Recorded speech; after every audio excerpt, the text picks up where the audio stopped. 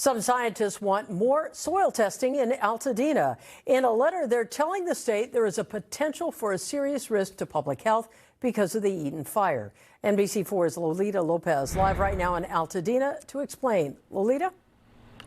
Yeah, Colleen, the group behind the letter says they want more systematic testing like what they've seen after other fires in California. They also say that data from previous fires show that lots could remain unsafe even after debris removal is completed.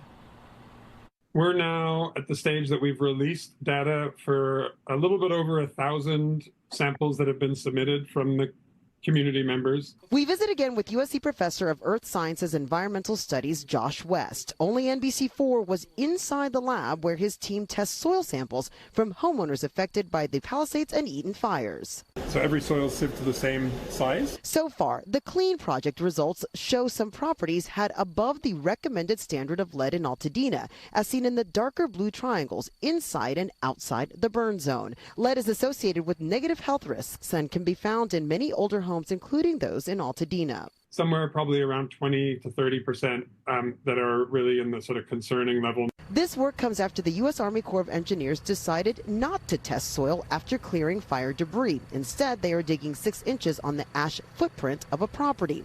Professor West, who lost part of his home in the Palisades fire, signed on to this letter with other university scholars, saying in part, specific soil testing for homes is not required by the state, and this, quote, poses a serious risk to public health and the economic recovery of the communities. California's Department of Environmental Protection Agency tells NBC4 the state continues to push federal agencies to conduct comprehensive soil testing. FEMA says it stands by their debris removal, adding that the county's testing program shows 6-inch excavation is sufficient to remove immediate health risks to the public. The opportunity to really do this in a systematic way before rebuild really commences is getting narrower and narrower. So this is the time to do it. Yeah, now LA County's recent soil testing results showed that most levels of those tests actually had lead levels at a standard rate, but some more than 20% of those properties that were tested and those had cleared from the Army Corps of Engineers did show elevated lead levels. Now, the County of Los Angeles' Department of Public Health will continue testing, and they do recommend that homeowners do soil assessments as part of any rebuild plans. In Altadena, Lolita Lopez, NBC4 News.